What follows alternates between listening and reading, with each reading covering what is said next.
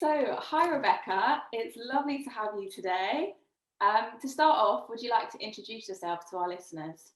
Yes, definitely. Hello, everyone. My name is Rebecca Langbein, and I am an engineer turned occupational therapist in the United States in Philadelphia, Pennsylvania. So I recently graduated with my doctorate in occupational therapy, but before I did that, I was actually an engineer. So I'm really interested in connecting the pieces in the design process. So I found during engineering education that so often the engineers were designing and creating things with no thought for the people that would end up using them. And then I began to think, if they're not thinking about a typically developing person when they are creating things, they're certainly not thinking about people with disabilities, which is what led me to occupational therapy. And during my graduate work in occupational therapy, I explored some of these ideas and also did a lot of work with individuals with dementia and their caregivers. And that was a lot of my final year of my doctoral work, which I can talk a little bit about more. But Yasmin had reached out to me about participating in this webinar, and I thought it sounds incredible. And so I'm really happy to be here. Thank you. We're really happy to have you. Thank you. It's really interesting what you have with the gap I've never noticed between engineering and psychology. That's a really interesting thing that you've bridged together. And similarly, designing homes for the people that are living in them. We've been talking and working a lot on that recently at Foundations. But to ask you, what have you been doing recently? Working with, you did something with the Universal Design Project. Yeah, so I work at the Universal Design Project, which is a nonprofit looking to increase the availability of financially and universally accessible homes in the United States. So basically, what we do is we partner with designers to design homes that will work for the widest variety of people. So that involves designing a lot for flexibility and for change and for people, all different ages, all different cultural backgrounds, all different ability levels, disability statuses, just designing spaces that really work well for a great variety of people. I noticed another really interesting thing when I watched your podcast, which is how I first came across your work, about small and simple designs being just as effective. And that was a really big thing that's come out of my report, is obviously small, easy designs can be just as effective as the larger, more expensive ones. Have you been doing anything recently that's been working on that? Yeah, so I really loved how many times you touched on that in your report, because I think that that is such a point well taken and often overlooked, because I think that those small things that you can do to change a space, for example, are often a lot more impactful than the great big things that seem, first of all, overwhelming for people who need to make these changes, and second of all, expensive, and third of all, really hard to come by. So it's very often the case that those tiny changes, those small shifts and adaptations can really have more of an impact on a person's functioning in their space. And I think that's particularly true when you're working with individuals with dementia, because so many times things that I would be working with caregivers trying to alter in their environment, they would be thinking big, like, do we need a chair lift? Do we need, a hospital bed? Do we need these things? And those things might be necessary, but with dementia, a lot of the changes that you can make that can be really impactful are just simple things like labeling drawers for Yeah. people so they know where to go to get their spoon to eat their oatmeal in the morning, or removing mirrors, because mirrors can be really scary for people with dementia if they're not sure who the person is that they're looking back at, and removing rugs so that people don't trip. So these are tiny, simple things that can be very easily implemented. Yeah, it's very interesting. It's things that I guess you wouldn't think about in your normal day. One of my favorite actual environmental adaptations that I have done with caregivers of people with dementia, I just have to share this, is what I would always say to clients is, for someone with dementia, if it doesn't look like something, it's not something. So, for example, to a person with dementia, if something doesn't look like a door, it's not a door to them. Mhm. So simple things like covering a doorknob turn a door that someone might be running out in the middle of the night through into just a wall. If Yeah. they don't see the doorknob, they're not necessarily going to know they can open that door and walk through it. Same thing for things like stoves. You know, caregivers have trouble. Oh my gosh, the person I'm caring for, they keep turning on the stove and they forget to turn it off and it's a fire hazard. You cover up those buttons on the stove or the knobs, the handles, and to that person it's not a stove anymore. And so it's not distressing to them, it's just not something that they pay attention to anymore, and those things can really make such a difference in terms of safety, but a caregiver might not necessarily know that off the top of their head. Do you think that that's something that you've got then as a result of doing both the engineering and the psychology part together? Do you think? Yeah, I think that the engineering perspective that I developed in undergrad really gave me a sense of a certain type of process, like the engineering process. Mhm.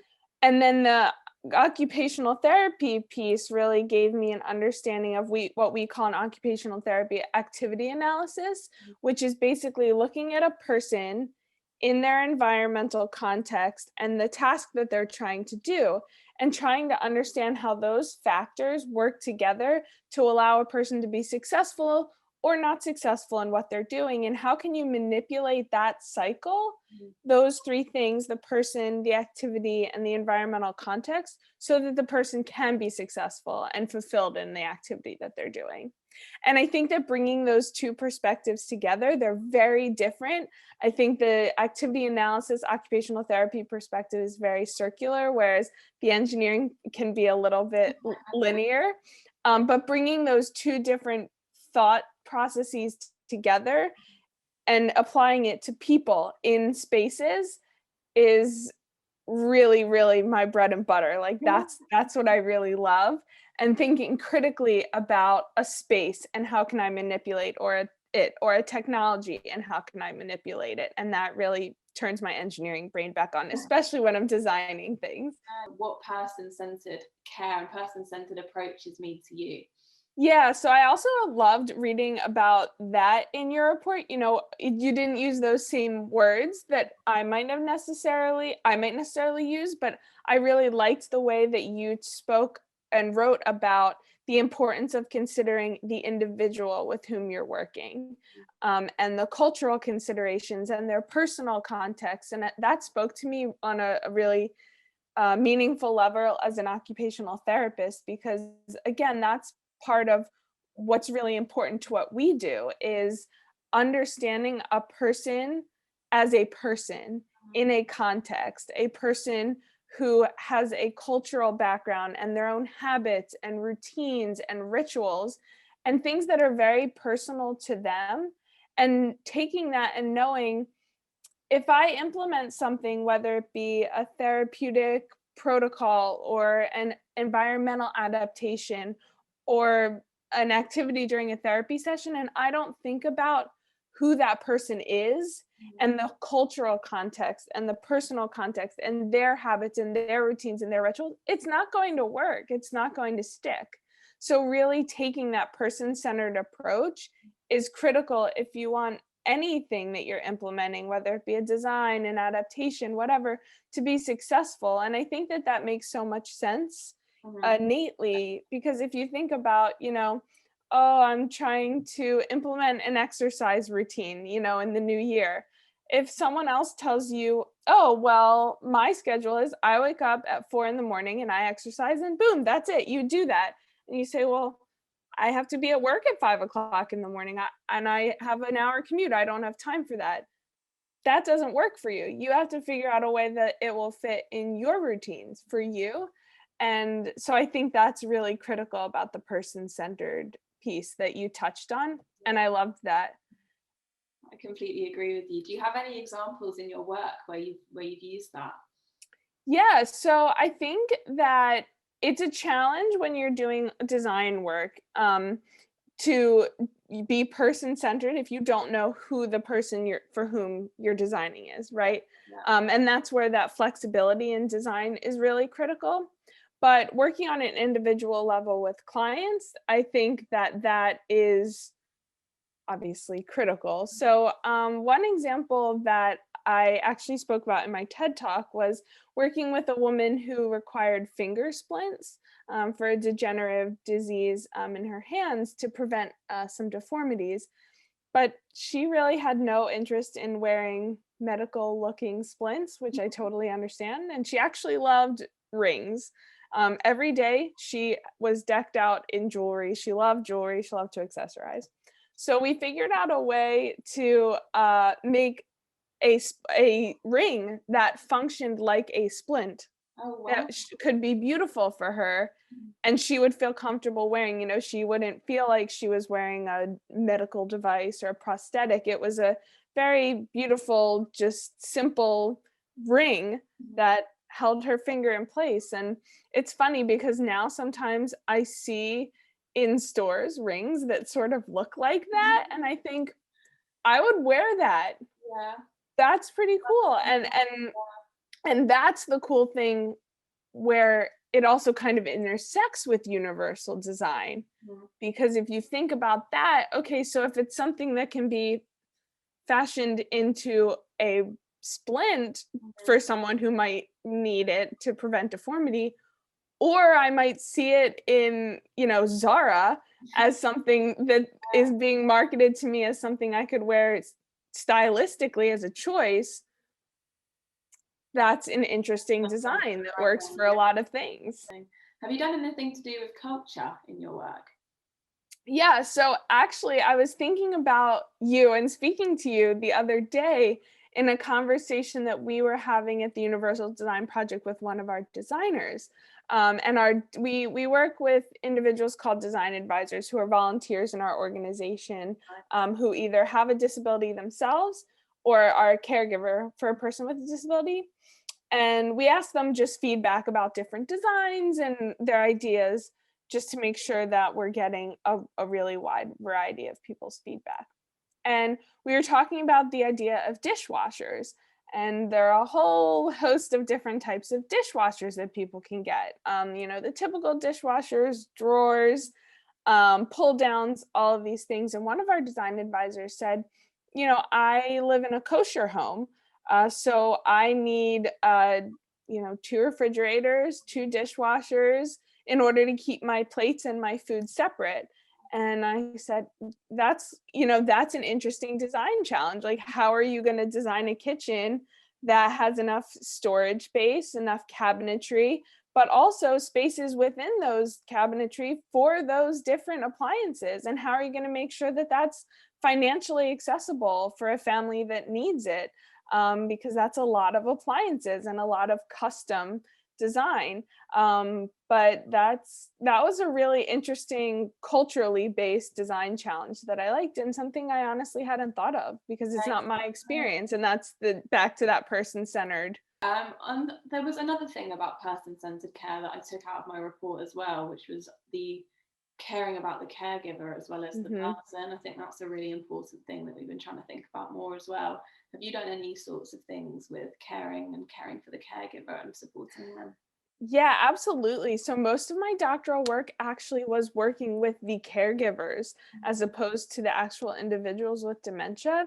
So I was actually certified in a certain type of training called Skills to Care.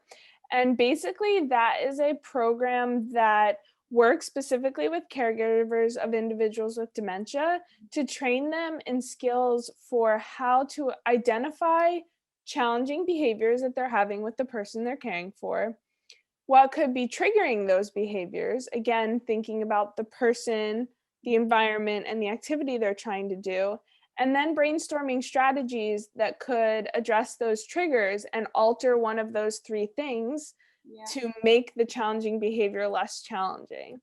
And so a big part of that program when you're working with a caregiver is also working on self-care skills, because of course caregiving is not easy, and whether it's paid or familial, it is a really taxing job, Mhm. and it can be a constant job, and it is a long haul. And if the caregiver is not at their best, then how can they possibly be providing the care that they want to give to the person? So part of the skills to care training with caregivers involves identifying self-care practices that work for that person. So there are a great number of choices. For some people it's deep breathing, for some people it might be meditation, listening to music, different counting techniques, whatever it may be. We work with the caregiver to try and identify what are those strategies that would help you both in the moment when you're feeling so frustrated because you're just doing your best and it's just hard. Mhm. What can you do in that moment? Can you take 3 deep breaths? And then what can you do when you have a little bit more time to really make sure that you're taking care of yourself? Really, how did you find the experience with working with the caregivers? I loved it, honestly. I thought I first of all learned more from them than they ever did from me. Mhm. And that was part of what I loved about it, is that it was a collaborative effort where obviously the caregiver would either show me or explain to me, or I would observe whatever challenge they were experiencing. And then we would work together and we would think, well, what could be causing this? Could it be the loud music playing in the background? Could it be that the lights are really bright? Could it be that the person really has to use the bathroom? Could it be, that this task is just too hard? And then we would make a list together of all of our crazy ideas of things that we could use to alter whatever triggers we came up with. And oftentimes I would maybe throw out a few ideas and they would be making lists and lists and lists. Oh, I could try this. It could be this. I saw this. I noticed this. Mhm. And then we would identify a couple things for the caregiver to try before we would meet again. And it was incredible oftentimes to get back on the phone or to get back together and say, well, so what did you try? How did it work? And they, oh my God, I can't even tell you what a difference it made. And, I just made this one little change.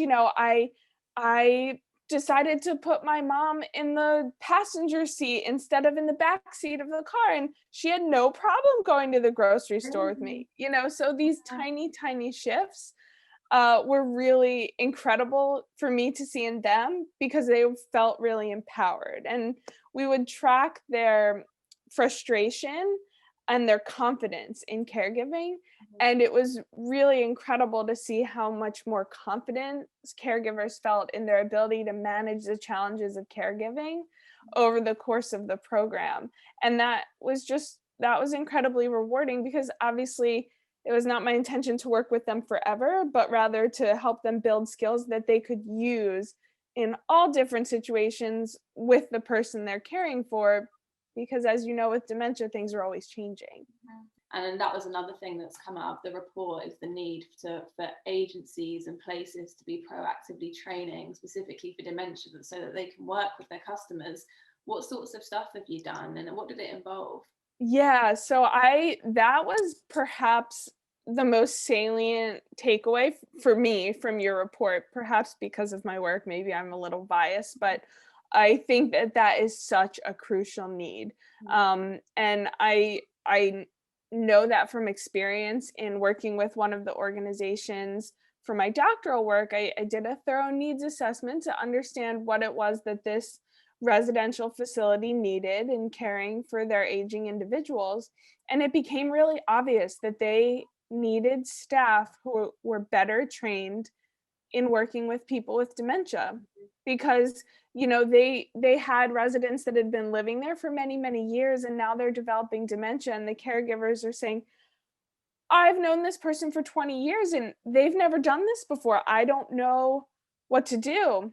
So I ended up designing an 8-month curriculum for this organization for staff members who are direct support providers of individuals specifically with dementia. Wow. And basically, what I did was I took a lot of those skills and those processes from skills to care, like I was talking about working one on one with caregivers, and I packaged it in a really, really accessible way to be taught to a small cohort of direct caregivers. and over an 8-month course for people who are specifically working with residents who have dementia.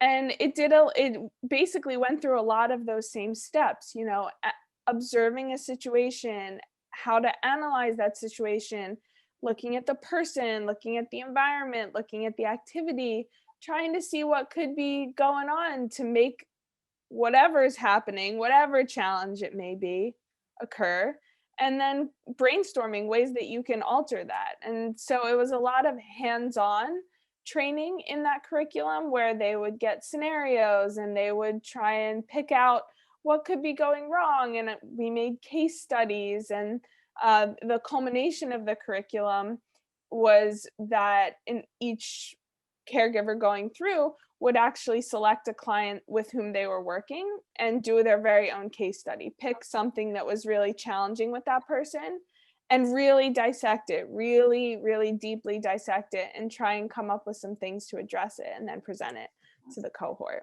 How did they find the training? Did they find it difficult? No, actually, my really big intention in designing it was to make it really easy for anybody, because anybody can become a caregiver like that, especially when it comes to providing care for someone with dementia. You don't know what's going to happen when your family ages, so that can be a really quick shift. So I wanted the training to be something that anybody could understand. Healthcare background, a lot of people that take the training did not even complete high school, and that's fine. They're fantastic at what they do. They don't need to have gone to graduate school in occupational therapy to do this. And so what I find is that the caregivers I work with, they find it more kind of exciting because they're like, this can help me be better at my job. And I love people that I take care of, and I want to be able to serve them better. And so they're really devoted to the learning and happy to receive learning that has been made at a level for them. Like it's not rocket science. You don't need an advanced degree to learn this way of thinking. And that's part of what I love about it too. Great. And it's not meant to be intimidating, because we could all be caregivers at any moment in the same way that we could all have a disability at any moment. Okay, well, thank you very much, Rebecca. It's been an absolute pleasure to have you. And I'm sure our listeners will really, really benefit from everything that you've been able to tell us today. So thank you. Yes, thank you so much. I honestly was so flattered when you reached out and was so blown away by your report. I think it shed light on so many important issues that really don't get talked about enough. So thank you for opening my eyes and also welcoming me to the webinar to connect with your community and, keep the conversation going. A lot of that community is based of OTs, so I'm sure you'll get a lot of OTs that are extremely... Hello, OTs across the pond. Oh, brilliant. Thank you very much. Thank you.